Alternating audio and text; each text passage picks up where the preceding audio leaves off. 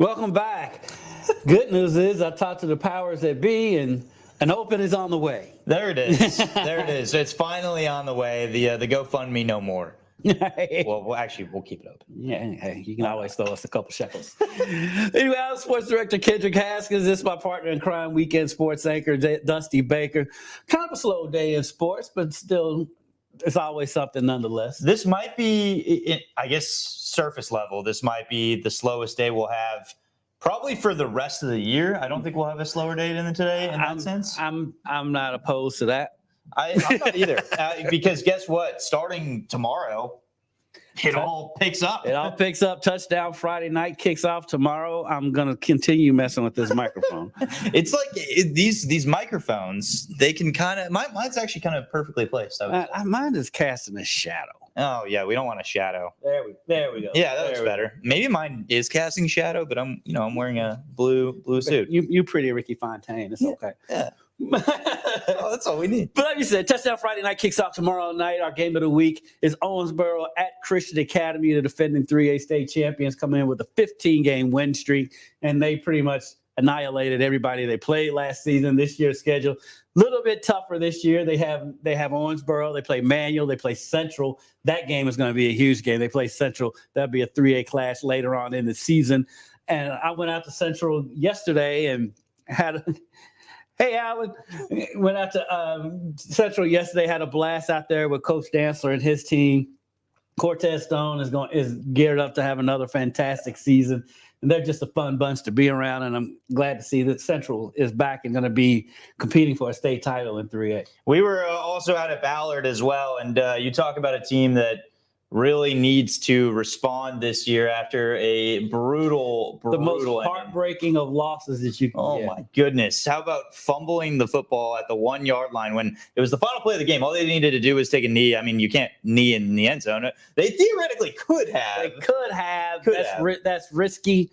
But, I mean, you can't anticipate the ball squirting out on the snap and going forward and Mel picking up, scoop, and score and win that game. That was wild. That's one of the wildest scenes I've seen in a high school football game in a long time. 14 returners for them. I talked to them. I asked them if they have a chip on their shoulder. There were kind of some mixed responses. It seemed to me, though, I mean, it's very clear that that's not just, leaving their mindset. Like that's something that's going to be on the forefront when they take the field. But they had mentioned that, it's a new chapter, new opportunity. So going to be exciting to watch that as well. And the thing is, it overshadows because they had a really good season last year. Battle was really good last year. Four. Yeah, shout out to Coach Morton. I mean, he's really turned that thing around at Ballard. He's a great coach. And I expect big things for them. They're going to be right there again in 6A. So look out for Ballard as the season goes on. And I've been out to Christian Academy earlier in the summer, and they've got their quarterback back. And if you have your quarterback back, and you can do big things, and they're going to be very good. I'm trying to think, where else have we been? Trinity was a spot. You've been to Trinity and St. X. Trinity and St. X. Trinity was interesting, kind of similar to what we talked about with Ballard, too. You talk about having the opportunity to kind of wipe away probably a memory you don't want to have. How about the team that eliminated them in the playoffs is the team that they open with this upcoming season. So you talk about that opportunity. Bryan Station is right there in front of them, and they get to welcome them at their home stadium. That's going to be pretty intense, I think the atmosphere will be. And the players, I mean, you could tell that they took it personally. That is something very clear. This is a senior class that they pushed that has a lot of not only returning starters, but 3-year starters. And I thought that was interesting. So curious to watch that happen. And of course, St. X is, you got a coach that's about to get his 350th career win in Coach Wallace. He's right now 8th in the country, actually, in terms of win total. So that's going to be pretty exciting to monitor that. And you have a quarterback that not only is he able to sling the football, but he also is going, at least at this time, he's committed to play lacrosse. Yeah, he's a really good lacrosse player. Yeah. He's a big kid. He's got some speed. And I didn't say Cole Hodge's name for Christian Academy. I was burning in my head. I got shout out to Cole Hodge and his brother Connor Hodge, 1-2 punch at Christian Academy. But going back to Coach Wallace, one of the nicer guys, one of the characters of high school football. That makes it fun because he's such a fun guy. When I told him you were coming over, of course he had fun with your name. He did. He did. So I can only imagine what he said. Because I hadn't talked to you. He's an Atlanta Braves fan, so he that was the first thing he had mentioned to me. He's like, "Hey, just so you know, I'm a Braves fan, and we're locked in this year." And here's the thing. If you're paying attention to baseball this year, you can't talk negatively about the Atlanta Braves. No, you cannot. There's no way of doing it. They're the best team in the league. They're so good. They're so good, but baseball is so random. Yeah. You can't say they're going to win the World Series because that's one thing about baseball, especially in the playoffs. It's as random as it comes. So random. The Phillies proved that this past year. But yeah, he loved it. He loved the Dusty Baker name, and that's the funniest thing. I'll go around to places, and sometimes it'll be people saying, "That's not your name."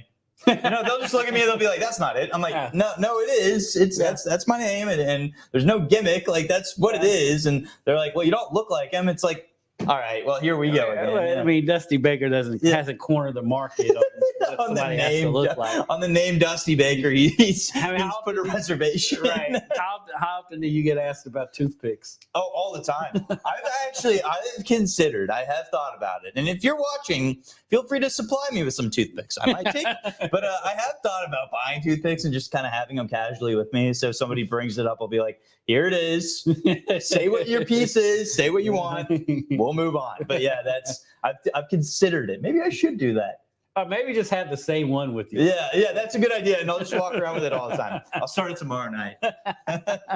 Okay, because tomorrow night I'll be live at Christian Academy in the early shows. We'll be on Wave 3 Listens tomorrow afternoon at 12:30, joining my guy Brian Schlonsky. The three of us are going to have some fun with that. Yeah.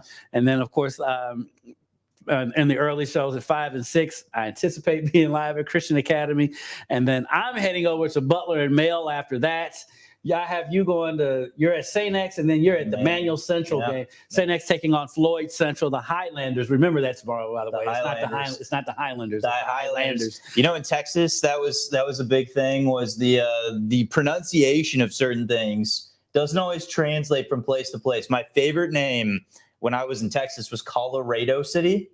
Spelled like Colorado. So, of course, I say on air, "Yeah, Colorado City wins." And I got blew up. Oh, man, I got like 20 emails. There were a lot of Colorado fans that were not thrilled with me. Here we have Versailles and, I'll learn progressive. New Madrid. It's the California guy, the half-converted Texas person that now it's also the person with the grasp of the English language and know how things are supposed to be pronounced. we just kind of choose. We kind of slang it however we desire, I think, area to area. So this will be an experience. I'm excited about it. I wonder why people think English is the hardest language to learn. Because none of us actually know what we're saying. Yeah.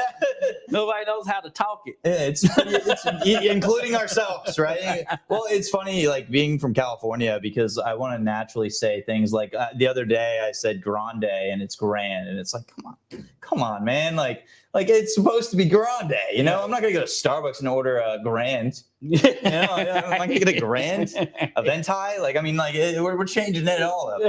Either way, if I mistakenly say your city or town name wrong, take it easy. You can punch me. Even though I did have a lady send me an angry email once because she thought I said Hoosiers wrong. Oh, no. Anyway, the things we see. This is the inside scoop. If you're tuning in with us, this is very real. It's very real. It's very real. If we're anything, we're honest around we here. Are very honest. But anyway, getting back to no easy way to transition to it, but former UofL star Wesley Cox having a lot of health issues, and his health issues led him to having to be a W amputee, losing both of his legs. He was able to cover that this afternoon in his press conference. Yeah, it was kind of a strange, unique, probably one of the. I don't think I'll ever have a press conference quite like it, to be honest with you, because kind of the tone going into it, you already knew what it was going to be. Mm-hmm. What a nice gentleman, though, by the way, and you'll see in just a moment just kind of how positive he was for what is really a difficult situation. But here's what Cox had to say about the fact that here's where he's at now, following these emergency surgeries and ultimately losing both of his legs. It's something that you don't think about.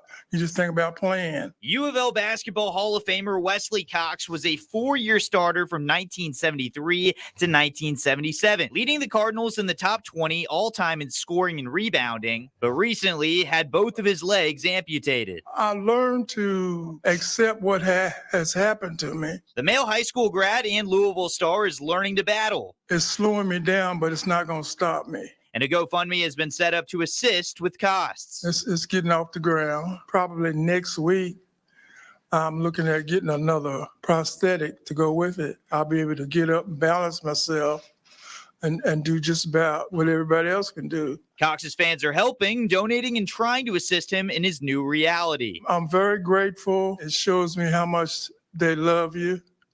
It's not about the basketball. It's how they're reaching out to you as a person. Despite his struggles, his faith is helping him persist. God, I'm gonna have to tell you, that's my only source. And my brother, he's a young preacher over here at our church. He keeps me straight. With a hope for a happier life down the road. It's something that you just have to live with. So it's pretty remarkable. He can stay as positive as he is, and quite frankly, inspirational, to say the least. Now, if you want the chance to donate to his cause, visit our website. We'll have the link to that. It's on a GoFundMe, and it's kind of amazing. You already said, you kind of heard him say there that it's somewhat taking off, that Louisville has kind of grasped this and, kind of taken him in, considering he's one of their own. Right. Yeah. The city of Louisville, they support, protect their own, and I'm sure that they'll be overwhelming how much support they will give him. So I look forward to seeing how much the city of Louisville gives to him and gives to that GoFundMe. I think I did some research on him too, because obviously being from not from the area, but just trying to kind of learn the history a little bit. The numbers that he put up were he was an amazing player. Insane. He's top 20 all time for UofL in points and rebounds. He put up 1,578 points total. He also was drafted by the Golden State Warriors 18th overall following his time at UofL. He was with Golden State for 2 years, but so he had an NBA career. Obviously, he had an incredible college career, and we just wish him the best, as this is obviously challenging, and you don't really have answers for something like this. Right. And again, shout out to UofL. Shout out to Kenny Klein for making it available for us to be able to talk to him, the busiest retired man I've ever seen. But, and prayers go up to Wesley Cox and the Wesley Cox family. Moving on to a little bit lighter news this afternoon. I took the easy assignment today. You got the fun one. Fun one. Yeah. So with the PGA Championship coming in town next year in May of 2024, some of the players they tend to kind of sneak in town and play the course so they can practice. And usually we don't find out because last people they want to see is us. Yeah. But the new surprise phenom on the PGA Tour, and I laugh every time I call him a phenom because he's 47 years old. Michael Block was in town today, and they actually let us come out and shoot his round, and boy, did he put on a show. He comes out in a practice round, and you see how easily he's making everything. I was there for 16, 17, and 18.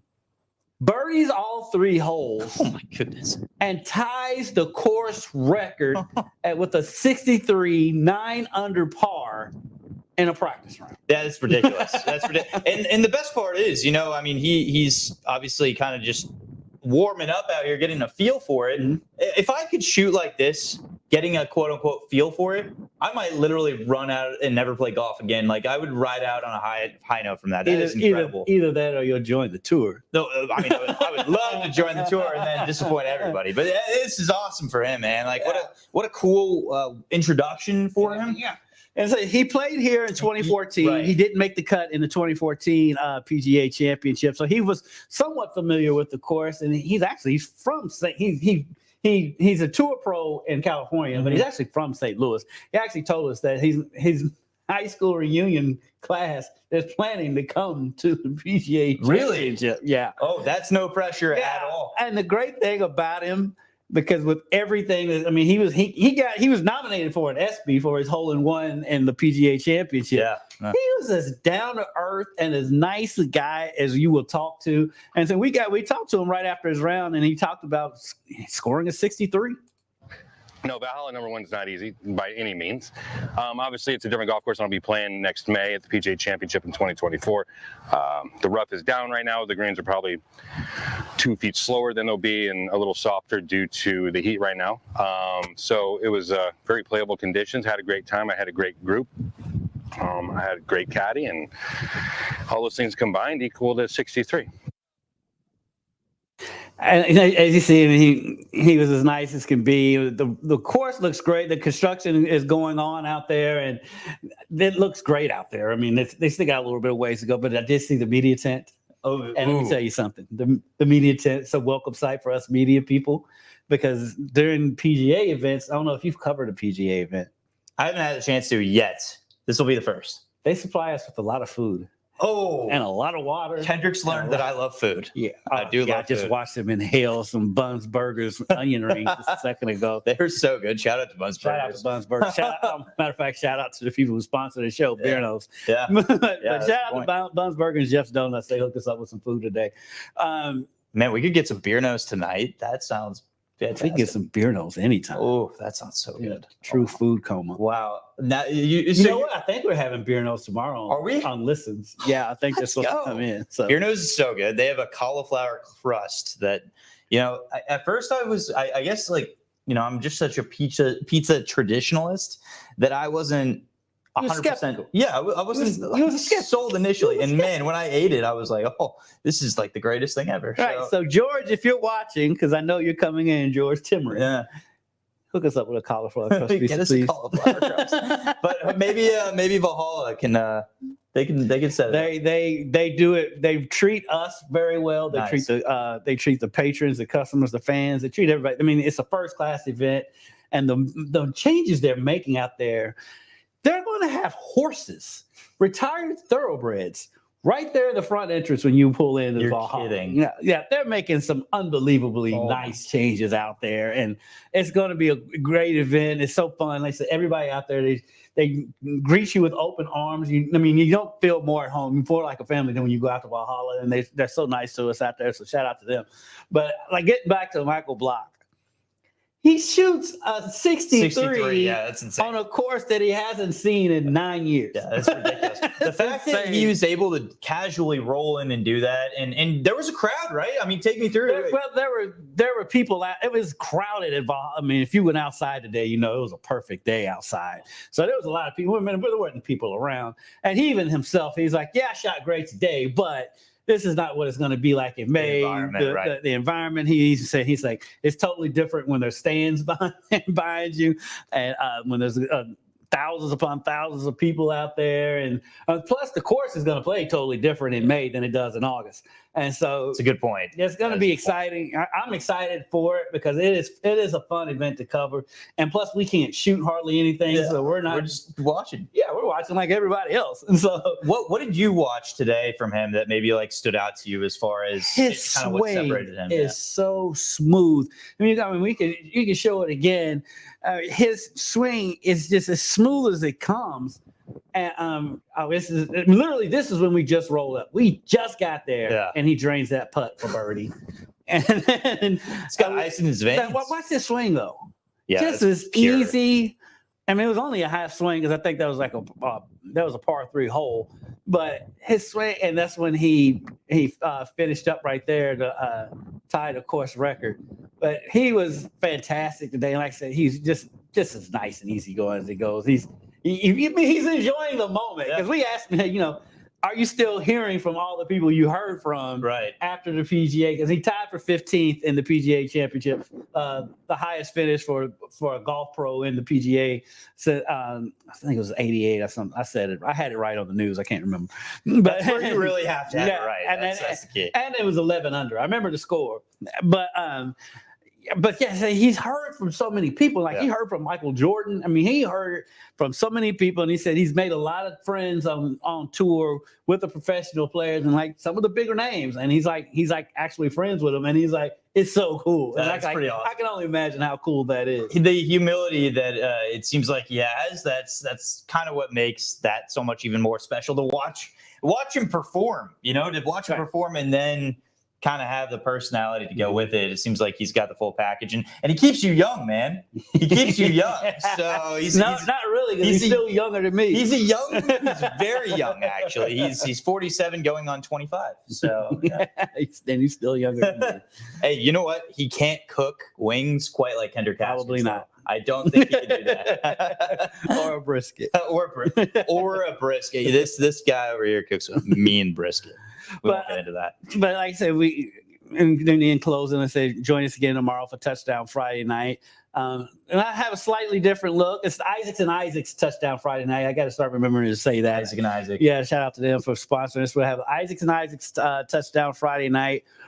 We got a slew of sponsors, like a NASCAR car. I can't remember them all at once at the top of my head, but I'll have it right tomorrow. Furniture and Virno's delivery of the game.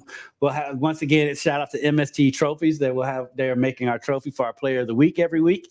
And be sure to vote on that. That poll goes up on Sunday. I don't think we have an exact time that we actually put it up, but it goes up on Sunday. Vote as often as you want. It's not cheating if you vote multiple times. We encourage it, to be honest with you. And the polls close at noon on Wednesday, and we announce the winner every Friday night on Touchdown Friday night. So it'll be fun. And vote on the players you find that deserve it the most. I think that's a big part of it so that we can feature them. And it's going to be a great opportunity. Obviously, really excited to start this new chapter. And, like I had mentioned earlier in this podcast, you go from Texas to California to Kentucky. I'm excited to see the Kentucky twang on things. You're getting introduced to it right away. Yeah. We're sending you to St. X and then the Manual. That Manual Central game is going to be a barn burner. Some two great running backs out there, and it's going to be a packed house out there, and everything going on with Manual. You're rooting for them. You can't help but root for those players, those kids, because it's not the ideal situation they have going on there. We won't go into all of that, but you want them to play well. Then you also want Central to play well, because you root for all of these kids. We don't have a rooting interest. Like, yes, I graduated from Fern Creek. Of course, I want them to win every game, but I root for all these kids, and so it's fun every Friday night to be able to bring those highlights to you. And those kids, they try to act cool and act like they don't watch, but we know y'all watch. They are watching, and they probably would beat my Valencia Vikings, which that's way on the other side of the coast. I don't think anybody from California is watching. If you are, I'm sorry. Either way, we're West Coasting. It's West Coasting. We're going coast to coast here, but yeah, we're very excited. Make sure to tune in, as Kendrick mentioned, tomorrow for listens, and then on top of that, we'll have our previews for the game, and then. Well, we'll have our first highlights show coming for you tomorrow night. So really excited for that. And your buddy Alan McNair says you're going to be a great addition to the show. Well, Alan, I appreciate that. That is so kind. And I hope I can live up to those expectations. So thank you. Well, that's going to do it for us tonight. Make sure you tune in to us. It's going to be a good 13-hour day for the two of us, but we love it. We love it. And you join us for Touchdown Friday night. If you miss it live on Friday night, you can see it again Saturday morning. And I'm just going to tell you now, we don't have time constraints for the Saturday morning show, so stay tuned. So it's a good way to start your morning. It's not college football season just yet. So not yet. Start with us. Start with us. So thank y'all for joining us. And then for my man, Dusty Baker, I'm Kendrick Haskins, and we will see you all tomorrow. Have a good evening, everybody. Happy football season.